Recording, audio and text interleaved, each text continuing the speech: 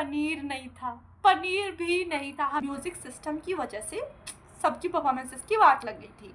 And है वो जो डायमंड के नेकलेसेस पहनती हैं और वो जो बड़े बड़े कार्स में आती हैं और जो वो डायमंड का फ़ोन डायमंड वाला वॉलपेपर लगा के फ़ोन चलाती हैं, तो तब मेरे को रियलाइज़ हुआ कि हमारा पैसा कहाँ चला गया। हमारा फिर बारी आती है हमारी 12th क्लास की। तो हमारी 12th क्लास में क्या हुआ, उन्होंने हमसे वापस से पैसे मांगे और इस बार हमसे डबल पैसे मांगे। और हमें लगा था कि हमने 11th में पैसे दे दिए, अब हम वापस पैसे क्यों दें। बट नहीं, आपको 11th के पैसे अलग से देने होते हैं, 12th के अलग से। ये सिर्फ हमारे स्कूल का रूल था और दूसरे स्कूलों का आई डोंट नो, एंड ऐसा नहीं होता है दूसरे स्कूलों में as far as I know. और उसके बाद उन्होंने हमसे, हमारे स्कूल वालों ने हमसे 1800 रुपये मांगे 12th क्लास में हमारे फेयरवेल के टाइम पे।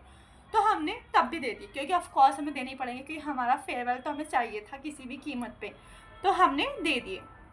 उसके बाद हमारा फेयरवेल आता है। फेयरवेल के नाम पे हमें वापस से दूसरे स्कूल लेके गए। तो हमें लगा कि इस बार हमें कमरे में बंद नहीं होना पड़ेगा, हम बाहर बैठे होंगे। और बाहर बैठ के was the real torture than that कमरा वॉज ओके, बट बाहर वॉज द रियल टॉर्चर। पूरे 5 घंटे तक हमने स्पीच सुनी है, पूरे 5 घंटे तक। हमारी आंखों से इतने मोटे मोटे आंसू आए थे, और तब मुझे रियलाइजेशन हुआ कि 11th क्लास में वो बच्चे क्यों रो रहे थे। एक्चुअली इतने ज़्यादा टॉर्चर हो चुके थे वो 5 घंटे की स्पीच सुन के, हमारा मन करता हम वहाँ से भाग जाएं। और आधे बच्चे तो लिटरली वहाँ से भाग भी गए थे। अब पता नहीं उन बच्चों का क्या हुआ था, और एक्चुअली में किसी बच्चे ने तो बॉम्ब भी फोड़ दिया था पीछे जाके। पता नहीं वो किसने किया था, बट मज़ा बहुत आया उस बॉम्ब फोड़ने का। और उसके बाद हमें लगा कि शायद रिफ्रेशमेंट्स तो मिलेंगे। हमें लगा एक्चुअली बर्गर से तो कुछ अच्छा ही मिलेगा इसमें, क्योंकि हमने 1800 रुपये दिए थे। बट टू आवर सैडनेस हमें रिफ्रेशमेंट के नाम पे एक सड़ी सी बर्गर नहीं, सड़ी सी एक घटिया सी सैंडविच दी थी। लिटरली एक सैंडविच। पिछली बार तो कम से कम मैगडी का बर्गर था भाई, और इस बार तो सैंडविच, वो भी 1800 रुपये में। एकदम घटिया। मैं तो खाई भी नहीं, वो इतनी घटिया थी, मैंने फेंक दी। I don't like it at all, इतनी घटिया थी वो। और उसके बाद वहाँ पे सिर्फ स्पीच सुनने के बाद हमें वहाँ से अपने स्कूल के लिए रवाना कर दिया। हम इतनी उम्मीदें लेके गए थे उस स्कूल में, लेकिन हम फिर वापस निराश होकर आए थे। पर फिर भी कहीं ना कहीं हमारे मन में छोटी सी उम्मीद थी कि हमारे स्कूल वाले ने कुछ अच्छा ही किया होगा। तो हम आ गए हमारे स्कूल में, और हमारे स्कूल में लिटरली रिपब्लिक डे का जो सेलिब्रेशन था, उसके जो बैलून्स बचे हुए थे, उन्हीं बैलून्स को डेकोरेट करके हमारा फेयरवेल का स्टेज सजाया था। And that was so miserable. इतना घटिया मैं क्या बोलूँ। पर फिर भी हम बहुत खुश थे। तो हमें लगा कि शायद डेकोरेशन बेकार है, बट परफॉर्मेंसेस तो अच्छी होंगी। एंड आई मस्ट से कि performances were really good. Performances बहुत अच्छी थी, हमने बहुत इन्जॉय किया। बट एज ऑलवेज जो कबाड़ा किया वो हमारे स्कूल के म्यूज़िक सिस्टम ने। अरे भाई, एक डीजे नहीं ला सकते थे तुम? सोचो, अगर एक इंसान ने 1800 रुपये दिए हैं, तो हमारे टोटल जो 4 सेक्शंस थे उनको मिलाकर टोटल बच्चे थे, उन सबका जो पैसा था वो टोटल कम से कम था 2,75,400। मतलब मेरी हिंदी इंग्लिश मिक्स हो गई थोड़ी, मतलब 2,75,400। इतने पैसे में कि तुम एक डीजे नहीं ला सकते थे? क्या तुम अपना म्यूजिक सिस्टम ठीक नहीं कर सकते थे? क्या तुम एटलीस्ट डेकोरेशन नहीं कर सकते थे? क्या तुम एटलीस्ट लाइट नहीं लगा सकते थे? बट नहीं, उन्होंने ऐसा कुछ नहीं किया। हमारा जो बेचारा परफॉर्मेंसेस थी, वो म्यूज़िक सिस्टम इतना स्लो था कि हमें कुछ सुनाई नहीं आया था। जो पीछे बैठे बच्चे थे उनको कुछ सुनाई नहीं आया था कि गाने कौन से चल रहे हैं, डांस क्या हो रहा है, कुछ समझ नहीं आ रहा था। पर फिर भी हमारा फेयरवेल है, तो हम बेफालतू में इंजॉय कर रहे थे। बेफालतू का हम खुद ही इंजॉय कर रहे थे, हम खुद ही गाने गा के खुद ही डांस कर रहे थे। ये आप मेरी वीडियो में भी देखोगे तो उसमें भी आपको दिख जाएगा। तो फिर हमें लगा कि चलो ठीक है यार, परफॉर्मेंसेस तो ठीक है, कोई बात नहीं। और उसके बाद जिसका सबसे ज़्यादा दुख मुझे आज तक होता है, वो था खाना। लिटरली मैं क्या बोलूँ, इतना बेकार खाना। खाने में भाई साहब पनीर नहीं था, पनीर भी नहीं था। हमें दाल दी उन लोगों ने, लिटरली दाल और आलू गोभी की सब्जी। मतलब तुमने 2 लाख रुपए लेके किया क्या था? और उन्होंने मीठे में कुछ नहीं दिया। वहाँ पे इतनी ज़्यादा भीड़ हो गई, सड़े से खाने के लिए भी इतने सारे लोग थे, तो इतनी भीड़ हो गई कि सारा खाना ख़त्म हो गया, सब ख़त्म हो गया। वो भी ऐसे पता भी नहीं चला। यहाँ पे मीठा वीठा कुछ नहीं था, एकदम बेकार खाना था। मैं क्या ही बोलूँ, अब तो मैं भूल गई हूँ, इतनी आधी चीज़ तो मैं भूल गई हूँ, क्योंकि मेरे फेयरवेल को भी 1 साल हो चुकी है, मतलब इसी मंथ में था मेरा फेयरवेल लास्ट ईयर। तो मुझे वो याद आ गया, तो मैं आज वो सब बोल रही हूँ, अपनी भड़ास निकाल रही हूँ, क्योंकि स्कूल के ऊपर तो वो निकाल नहीं सकते हैं, तो सोचा कैमरे के ऊपर ही निकाल दूँ, अपनी बस दिल हल्का कर रही हूँ। और मैं लिटरली जब भी किसी से बात करती हूँ फेयरवेल की, हमेशा ये स्टोरी ज़रूर बताती हूँ कि खाना कैसा था हमारे स्कूल का, हमारे स्कूल वाले हमसे कितने पैसे लूटे हैं। इनफैक्ट आई शुड से कि हमारे जो टीचर्स थे बेचारे वो भी इस गम में थे कि उन्हें भी लग रहा था कि स्कूल वालों ने बहुत पैसे लिए हैं, और उसके हिसाब से उन्होंने हमें कुछ भी नहीं दिया था, कुछ भी नहीं। इस मतलब परफॉर्मेंसेज हुई, उसमें जो म्यूज़िक का झोल-झाल हो गया, खाना वाना खा लिया, उसके बाद हमारे स्कूल वालों ने कहा get out, just get out, आप आज के बाद हमारे स्कूल में दोबारा कभी मत आइएगा।